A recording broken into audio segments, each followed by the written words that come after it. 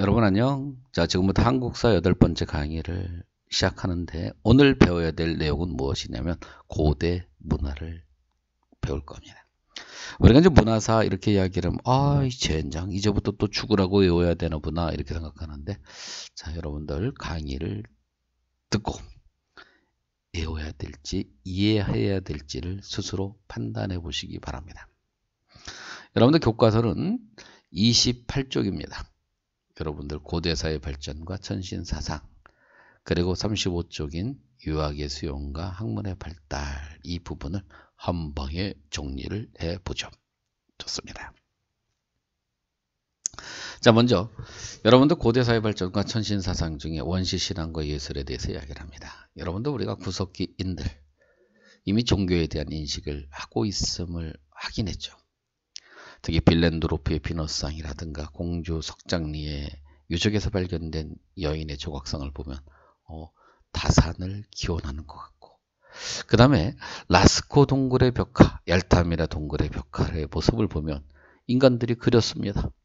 무엇을 그렸어요? 이렇게 많은 동물들을 막 그렸습니다. 왜 그랬을까요? 너 좀 많아져라, 내가 잡아먹게. 바로 사냥의 성공을 기원하는 것이 아닐까. 그리고 신석기 시대는 여러분들 신석기 혁명이라고 이야기하는 농경과 목축이 이루어지죠. 자, 농사를 짓다 보니까 아무래도 자연환경의 영향을 많이 받을 수밖에 없고, 역시 또 자연환경이 신앙의 대상이 될 수밖에 없었을 겁니다. 아이고, 너 붉은 태양 나 믿을 거야. 비, 바람, 구름 역시 믿을 거야. 그래서 만물의 영혼이 있다고 믿는 애니미즘. 그리고 여러분들 목축이 이루어지다 보니까 토테미즘도 등장했을 거고, 묵격신앙이 샤머니즘도 있었을 겁니다. 또 여러분들 이와 관련돼서 역시 여러분들 예술품이 있습니다. 울주반구대의 암각화, 고령의 암각화가 있는데, 여러분들 여기 이렇게 한번 봐주세요. 울주반구대의 암각화는 고래가 그려져 있습니다. 근데 고래 뱃속에 또 고래가 있어요. 아이고, 지금 무슨 느낌 들어요? 어떤 좀 많이 생산됐음을 바라는. 그리고 여러분들 이렇게 보면 고령의 암각화는 기하학적인 문양입니다. 근데 이제 우리가 꼭 달팽이 관처럼 이렇게 생각을 하지만 꼭 뭐를 상징하는 것 같아요. 아이고, 이렇게 자 빛을 발하는 거 아닐까. 자, 뭐를 상징하는 것 같아요? 태양을 상징하는 게 아닐까. 자, 이런 그 원시인들의 의식을 우리 예술품을 통해서 확인했습니다.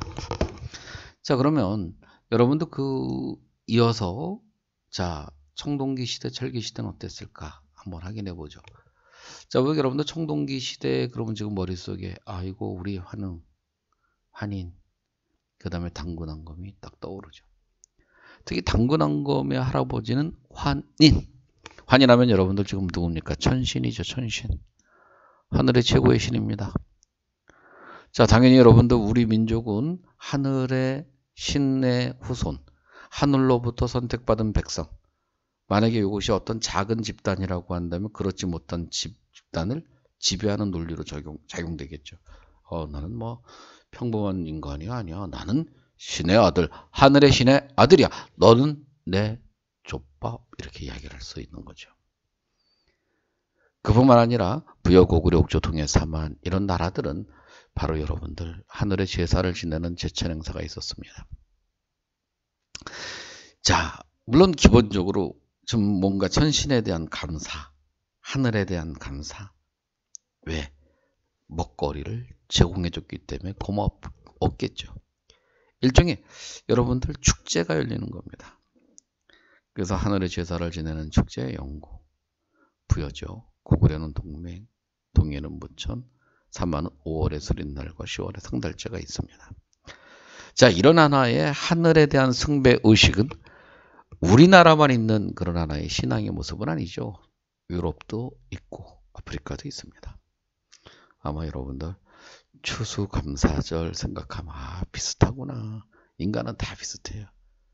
자, 지금의 여러분들 우리가 저 달나라도 가고 화성도 촬영하니까 어떤 하늘에 대한 경외로움이 없지.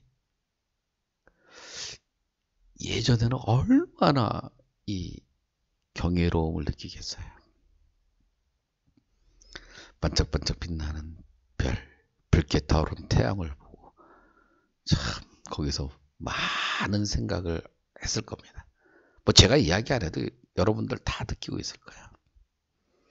자, 그러면 여러분들 우리가 이제 이렇게 이 청동기, 철기 시대도 이와 같은 그런 천신과 관련된 신앙을 가지고 있었구나라는 거 알았으면 우리가 흔히 이야기하는 이제 삼국시대는 어땠을까? 삼국이란 나라입니다. 삼국. 자, 삼국이라고 하면 역시 이제 고등종교인 불교가 들어오죠. 이제 불교라고 하면 여러분들 우리가 뭐 굳이 이야기 안 해도 다 알잖아요. 석가모니가 여기서 여러분들 이렇게 만들었습니다. 근데 여러분들 이 동남아시아 지역에는 소승불교가, 그 다음에 여러분들 동아시아 지역, 동북아시아 우리나라를 속한 이 중국, 일본 이 지역은 대승불교가 들어옵니다. 물론 여러분들 이쪽에 중국의 전진, 동진 이렇게 나눠지고 역시 이제 전진으로부터 순도가 이렇게 고구려에 전해주죠. 그리고 동진에 여러분들 이렇게 마라난타가 역시 이렇게 백제에 전해주고 또 고구려에서 역시 신라로 묵호자가 전해줍니다. 그 다음에 여러분들 일본의 백제로부터 이렇게 노리사치계가 전해줘요. 그래서 동아시아 지역의 불교를 다 믿게 되는 겁니다. 그럼 이제 불교를 왜 믿었을까? 중요하겠죠. 과연 여러분들 왕들은 좋아했을까? 아니면 귀족들은 좋아했을까? 일반 대중들은 또 좋아했을까? 한번 생각해 봐야죠. 근데 왕하고 귀족들은 어느 정도 좋아했던 것 같아요. 일반 민중들은 아직까지는 뭐 이렇게 적극적으로 불교를 믿지는 않았을 겁니다. 왜냐? 여러분들도 알다시피 사mol입적인 요소가 강했던 이런 종교관을 가지고 있던 민중들이 불교를 수용하기는 쉽지 않았을 거예요. 그렇죠? 그런데 왕실, 특히 왕은 적극적으로 수용했을 겁니다. 왜? 국민의 사상적 통합, 국민의 생각이 똑같은 종교를 믿어봐요. 얼마나 나라 다스리기 편하겠어요? 거기다가 왕이 곧 부처래. 자, 절대자인 부처랑 왕을 동일시함으로써 왕실의 권위를 어떻게 됐겠어요? 역시 강화시키는 효과를 가져오겠죠. 또 귀족들도 업설이라고 해서 여러분들 인가응보설, 여러분들 나는 좋은 일을 많이 했고 그러기 때문에 나는 귀족이 된 거야. 너 아이고 너 나쁜 새끼야. 너 나쁜 새끼. 너 그래서 나쁜 짓 많이 저질러서 넌 노비로 태어난 거야. 따라서 나는 너를 지배하는 게 당연해. 넌 내 지배를 받아야만 돼. 이와 같은 논리를 만들어내겠죠. 따라서 왕족이나 귀족들은 여러분들 상당히 이 불교를 적극적으로 수용하는데 앞장섰습니다. 물론 처음부터 귀족들도 앞장서진 않았겠죠. 특히 신라의 2차돈의 순교를 보면 또 그렇지 않았음을 보여주지만 대체로 귀족들은 왕과 더불어서 기득권 계층이었기 때문에 기득권 계층의 이익을 어느 정도 옹호해주는 불교를 수용하는 데는 상당히 거부감이 없었을 거예요. 따라서 이와 같은 불교의 모습은 나라를 생각하는 면이 되게 강한 성격을 띱니다. 호국적이죠. 자, 이 탑 만들면 9개 나라로부터 조공받을 수 있어. 그래서 여러분들 만들어진 황룡사 구충탑이 있고 여러분들 백제의 번영을 갖다 기원하면서 만든 미륵사라는 절도 있습니다. 그리고 여러분들 고려시대에는 여러분들 거란의 침입이 있을 때 부처님의 힘을 얻어서 결국 거란의 지배로부터 벗어나자, 침입으로부터 막아보자 바로 초조대장경 조판하고 몽고의 침입을 막겠다고 해서 8만 대장경을 조판합니다. 그리고 더 나가서 여러분들 임진왜란 때 생각해 보세요. 사명당 서산대사. 자, 이분들 어땠습니까? 자, 스님이야. 스님은 살생을 하지 말아야 되지만 그들은 가감없이 죽창을 들어서 외교의 심장을 향해 꽂아 넣었습니다. 그만큼 호국적 성향이 강하다는 거죠. 나라 생각하는 면이 엄청나게 강했음을 보여줍니다. 따라서 이런 불교 수용은 우리 고대 문화 발전에 엄청난 기여를 가져다주는 모습을 하는 겁니다. 자, 그러면 여러분들 삼국을 이어서 통일신라는 어땠을까? 자, 우리 통일신라는 여러분들 이렇게 모습을 보여줘요. 특히 당시 교리에 대한 이해가 되게 심화되는 모습을 보여줍니다. 이런 현상은 여러분들 국제적인 모습을 이해해야 되는데 여러분들 당나라가 불교가 상당히 번성했어요. 그 이유는 여러분들 삼장법사 들어봤어요? 선호공, 저팔계 알고 있죠? 즉 현장이 대당서역기를 저술한 그런 하나의 이 현장이 결국 인도로부터 많은 경전을 갖고 들어옵니다. 그러면 여러분들 이 중국의 불교가 엄청나게 발전했고 역시 그 소식은 우리나라에도 전해져서 원효라 의상대사가 당나라의 유학을 가기도 하는 거예요. 따라서 어쨌든 여러분들 우리나라에도 이 불교 교리에 대한 이해가 되게 심화됩니다. 그러다 보니 약간의 여러분들 이렇게 스님들 간에 또 교리에 대한 이해, 경전에 대한 해석의 차이에 따라서 어떻게 되겠어요? 갈등과 대립이 벌어지겠죠. 그래서 중간학파와 유식학파라고 하는 이 그룹들이 사상적 논쟁이 벌어지는 겁니다. 자, 이런 논쟁이 벌어질 때 원효 선생님이, 원효 의사가, 원효 대사입니다. 선생이 아니라 원효 대사입니다. 이 스님이 그냥 일침을 가하는 거야. 니네 왜 이래? 응? 니네 알고 보면 다 불제자인데, 즉 부처님의 제자인데 왜 싸우고 지랄이요? 하나의 마음으로 통합해. 일종의 화쟁사상입니다. 이게 일심사상이에요. 자, 그 다음에 이제 두 번째는 역시 이제 하엄사상이라는 걸 또 우리가 무시 못합니다. 하엄사상은 여러분들 의상대사가 하엄경을 갖다가 기초로 해서 이렇게 사상화 시킨 건데 일죽다 다죽일 하나는 많고 많으면 하나다. 이것이 이제 어떤 효과를 가져오느냐면 자, 신라가 삼국을 통일했습니다. 통일신라가 됐습니다. 통일신라가 됐다고 그래서 고구려 사람, 백제 사람, 신라 사람이 사이좋게 지냈겠어요? 여러분들 통일되자마자 사이좋아졌겠습니까? 아니죠. 갈등과 대립이 엄청나게 심했을 거야. 자, 이와 같은 이 하엄사상은 결국 하나는 많고 많으면 하나다. 즉 통일신라는 삼국이고 삼국은 통일신라가 된 거니까 이제 통일신라로 삼국은 똘똘똘똘똘 뭉쳐라. 그러면 국민이 똘똘 뭉쳐졌다. 여러분들 사회 통합이 이루어졌다. 누가 제일 좋아해요? 그렇죠. 왕이 제일 좋겠죠. 따라서 여러분들 왕실은 의상, 대사, 하엄종 사상을 적극적으로 여러분들 어떻게 됐겠어요? 유포를 시키는 데 앞장섰겠죠. 그래서 의상대사는 워낙 잘생기기도 했습니다. 우리나라 최고의 꽃미남입니다. 그래서 여러분들 이렇게 많은 귀족 사모님들의 사랑을 받은 것도 있지만 또 왕실의 지원으로 인해서 그 유명한 영주의 부석사라는 사찰을 창건하기도 하고 여러분들 저쪽에 속초에 일출이 아주 아름답게 뜨는 바로 낙산사라는 절도 창건하게 되는 거예요. 자, 이해되죠? 자, 그뿐만 아니라 이제 불교가 대중화, 민간으로 확대되는 데는 역시 이제 아미타 신앙과 그 다음에 이제 바로 무슨 신앙이 되게 중요하냐면 관음 신앙이 되게 중요해요. 그러면 아미타 신앙이 왜 불교의 대중화, 관음 신앙이 왜 불교의 대중화에 기여해 있는가 이해를 해야 되겠죠. 여러분들 아마 불교 그러면 나무아미다불 관세음보살 들어봤죠? 바로 이겁니다. 그래요. 원효대사가 이야기를 했습니다. 불교 교리 몰라도 괜찮다. 바로 아미타 부처를 믿고 의지하면 너는 극락세계에 갈 것이다.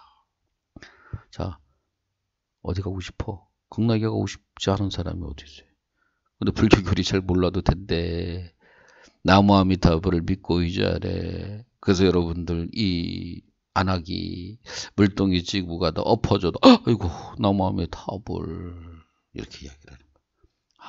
아미타라는 부처를 믿고 의지하면 극락에 가는구나. 그 다음에 너의 소원을 들어줄 거야. 누가? 관음보살이. 관음보살을 믿고 의지하면 너의 소원이 이루어질 거야. 소원 성취가 이루어질 거야. 관음보살 믿고 의지해. 그래서 여러분들 역시 관음보살을 믿고 의지하면서 이 불교는 귀족 중심이었던 불교가 이제 민간에게 널리 확대되는 게 어느 시대? 통일신라 시대 전기의 불교의 모습입니다. 꼭 기억해 두세요. 그 다음에 이제 해초가 왕오천 주국전을 저술했습니다. 여러분도 오늘날 따지면 자 중앙아시아 그 다음에 인도 지역을 이렇게 여행하고 쓴 해초의 대표적인 책 왕오천추 국전. 자 4대 여행기로 꼽히는 저서라는 거 알아두면 좋겠죠. 그 중에 해초는 우리나라 사람이라는 거 알아두면 더 좋고요. 따라서 여러분들 통일신라 시대는 아까 이야기한 것처럼 왕실에서 팍팍 지원해 줍니다. 그리고 여러분들 당시 분위기, 사회적 분위기가 여러분들 불교가 여러분들 믿는 사람들이 많아지는 모습을 내니까 아무래도 어떻게 되겠어요? 자, 돈 좀, 후원금 좀 많이 내겠죠. 그죠? 따라서 여러분들, 자, 그 유명한 석굴암이나 불국사 같은 불교 문화가 융성하는 모습을 보여주는 겁니다. 됐죠? 특히 통일신라 시대 불교는 여러분들 교리에 대한 이해심화, 그 다음에 민간으로 불교가 널리 보급됐다는 거 꼭 기억해 두시기 바랍니다. 자, 그럼 여러분들 우리 통일신라 시대 하대는, 즉 후기는 어땠을까? 여러분들 통일신라 시대의 전기는 여러분들 교종 중심의 왕실의 권위를 강화시키거나 왕권을 안정시키는 데 기여했다면, 통일신라 시대 후기의 불교는 참선과 자선을 통해서 개인의 해탈을 강조하는 모습이 강해졌습니다. 따라서 여러분들 참선하고 자선하기 좋은 곳, 아무래도 도심지보다는 여러분들 지방의 깊은 산속이겠죠. 그래서 9개 선문에서 결국 여러분들 참선과 자선을 하는 선문이 형성되는 겁니다. 근데 시골에는 또 누가 있어요? 여러분들 시골의 중앙에 지방에 대한 통제력이 약하니까 호족이 있었고, 호족과 선종의 승려들이 만나서 차 마시고 곡차 마시면서 우애를 돈독히 하겠죠.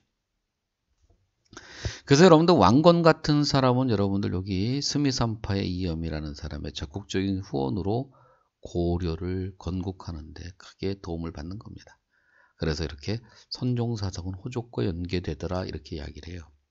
그 다음에 여러분들 우리가 탑이라고 하면 부처님의 사리를 안치하는 게 탑이라면, 자, 신라 하대는 여러분들 승탑, 스님들의 사리를 안치하기 위한 조형물 부도가 유행을 해요. 그래서 여러분들 철감선사 승탑 부도라고 하는 겁니다. 일명 이런 것들이 만들어지는 거예요. 그 다음에 이제 발해 같은 경우에도 역시 마찬가지로 고구려 불교를 계승했고, 그리고 발해의 석등이나 이불 병자상 같은 불교 문화도 이렇게 융성을 하죠. 그뿐만 아니라 발해의 문항이 금륜 성법이란 불교식 호칭을 사용할 만큼 여러분들 이렇게 발해라고 하는 나라의 불교가 상당히 번성했음을 확인할 수 있습니다.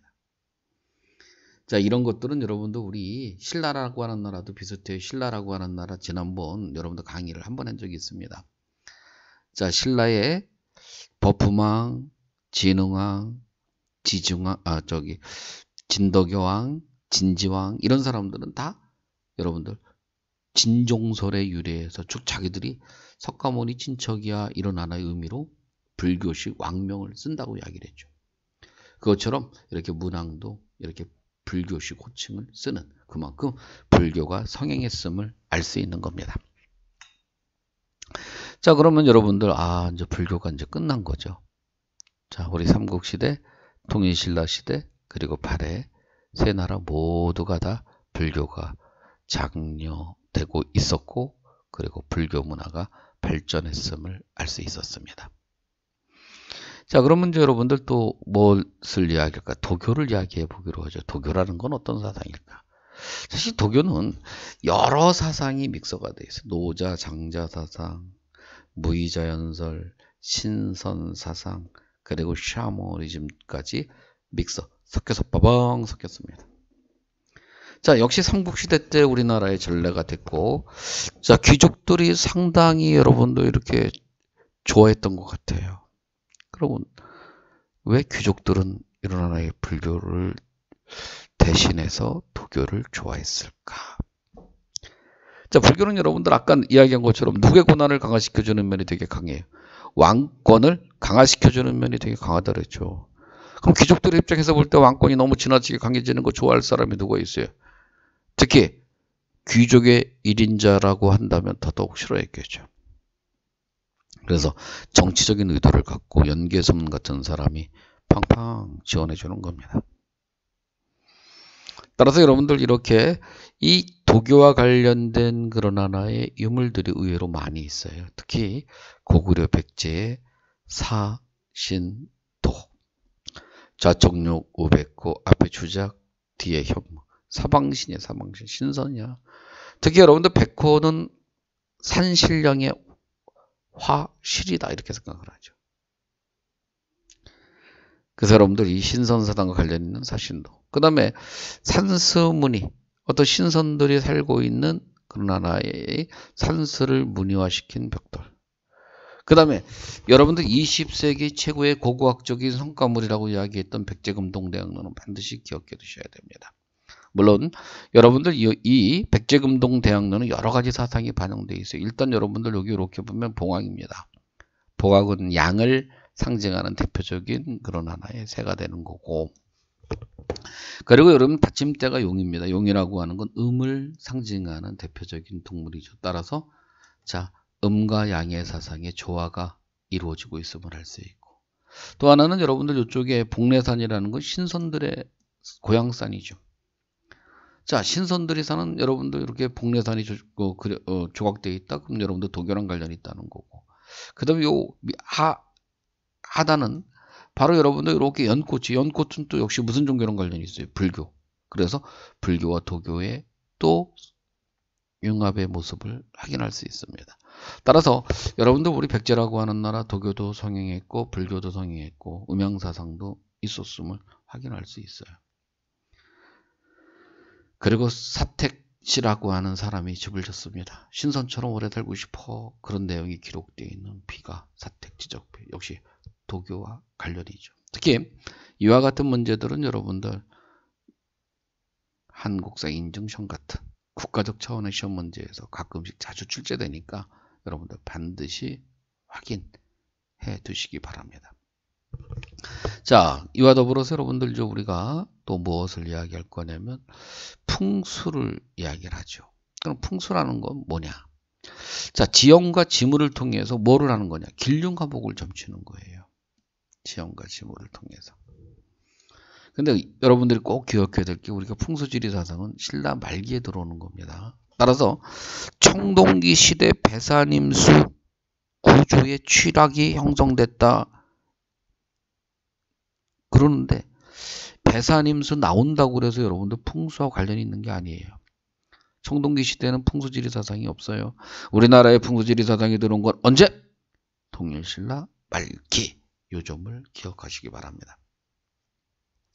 그런데 이런 하나의 풍수지리사상은 여기 도선이라는 사람이 있습니다. 이분이 전에 갖춘 겁니다. 그 다음에 이제 명당이라고 하면 여러분들 이런 하나의 구조를 가지고 있어야 명당이 되는 거예요. 자, 여기가 명당입니다.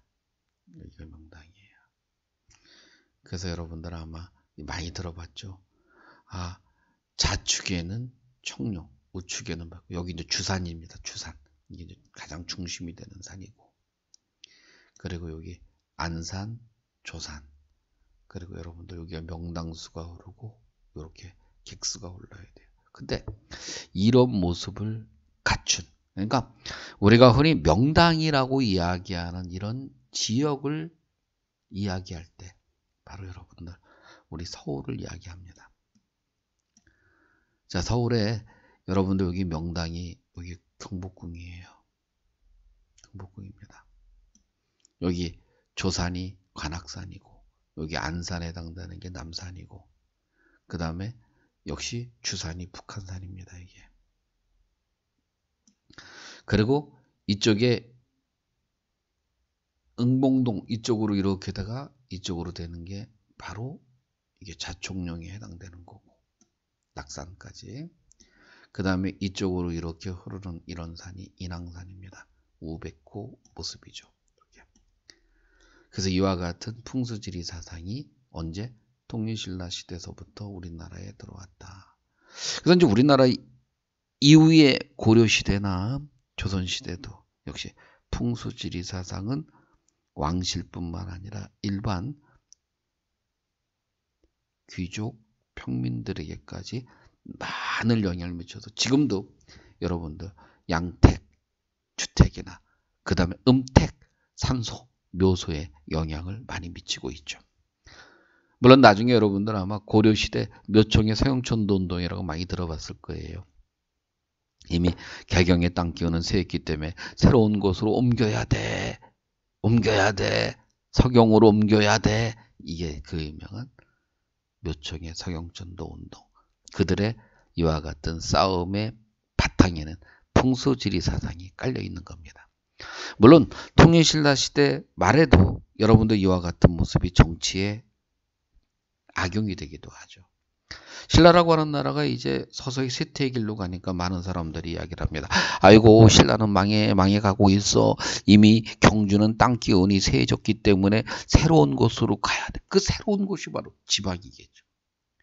달구벌로 수도를 천도해야 돼. 아니면 뭐 상주로 천도해. 쉽게 말하면 그 지방의 새로운 그런 하나의 이 세력으로 형성시키고 호족들은 자기들의 그 지방의 맹주 자리뿐만 아니라 더 나아가서 일종의 여러분들 반정부적 국가를 창출시키는 바탕에 무슨 사상을 이용했겠어요? 풍수지리 사상을 이용하는 겁니다. 한마디로 새로운 나라 세울 때 이미 경주는 갔어. 그 따라서 신라는 망할 것이고 새로운 시대가 열릴 거야. 그게 바로 우리 동네야. 우리 동네가 왜? 명당이니까. 이런 논리를 만들어냈던 얘기예요. 그래서 수도 중심의 지리인식을 탈피했고 호족세력에 영향을 미쳤다고 하는 겁니다. 별거 아니에요. 한마디로 쉽게 말하면 경주 니네 망한 거야. 너 신라 왕 망한 거야. 이제 우리들의 세상이야. 우리들의 세상. 그걸 이용했다는 거예요. 그러면 여러분들 또 이렇게 넘어갔더니 뭐가 나왔느냐. 유학의 수용과 학문의 발달이 나왔네요. 근데 이것도 간단해요. 여러분들 우리가 유교 사상이다 그러면 여러분들 가장 핵심 사상이 뭐예요? 충과 효와 신이야. 자, 유학을 잘한다. 유학을 통해서 평가를 통해서 관리를 뽑는다. 그 사람은 결론적으로 딱 말해보세요. 무슨 힘이 강한? 중성심이 강한 관리라는 얘기예요. 한마디로 왕권이 엄청나게 강해지는 효과를 가져오겠죠. 당연히 왕실의 입장에서 볼 때는 이거 공부시켜야 돼. 이거 공부시켜야 돼. 이거 좋은 거야. 막 가르칠 거 아니야. 대학이라고 하는 교육기관 만들고 그 다음에 지방의 경당이라는 교육기관 만들고 이것만 했겠어요? 또 전문적으로 여러분들 시경, 서경, 역경을 가르치는 오경 박사도 있는 거고 그리고 우리 3년 동안 열심히 공부해서 일정 정도의 학력 수준을 갖추자라고 하는 것을 약속하는 빈 임신서 교석도 쓰는 거고 따라서 고구려 백제 신라 모두 다 유학이 발전할 수밖에 없고 또 국가는 정부적 차원에서 팍팍 지원할 수밖에 없는 겁니다. 자 그리고 나가서 여러분들 역사서도 편찬이 돼요. 역사서 뭐 별거 있겠습니까? 가만히 보니까 역사서 편찬이가 고흥이 서기를 쓰고 거칠부가 국사를 썼습니다. 근데 가만히 보니까 잘 나갈 때예요.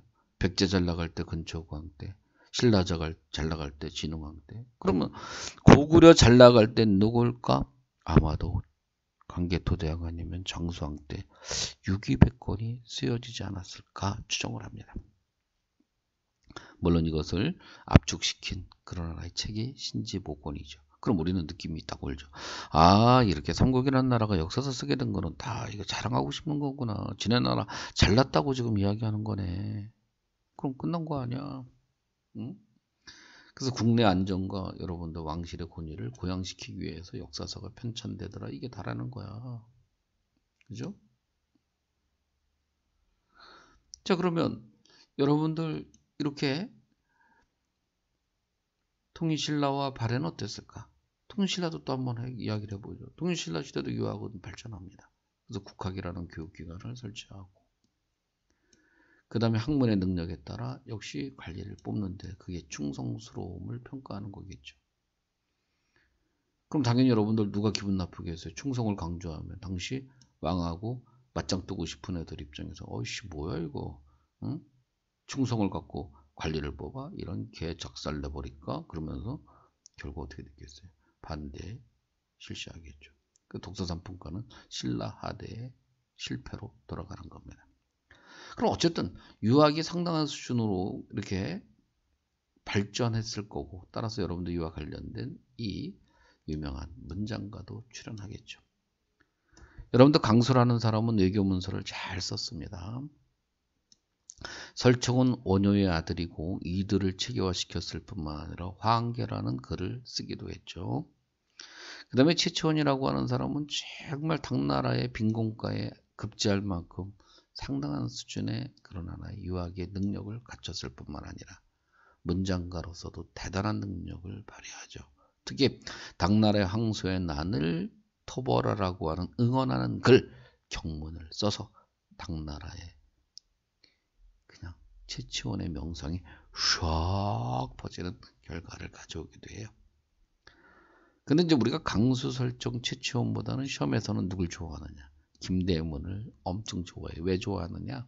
이 김대문이라는 사람이 화랑세기, 고승전, 한상기를 저술했습니다. 이건 달라요. 왜? 화랑들의 이야기, 신라 화랑의 이야기네. 아이고, 신라 고승들의 이야기네. 아이고, 신라의 한산주, 구주의 하나인 한산주에 대한 이야기네. 이건 중국 나라 문화를 또 중국의 관련된 그런 하나의 작품을 쓴 게 아닙니다. 한마디로 신라 문화를, 신라의 전통 문화를 주체적으로 인식해서 저술했어요. 그만큼 주체적인 면이 강조되는 인물이 누구라고요? 김대문입니다.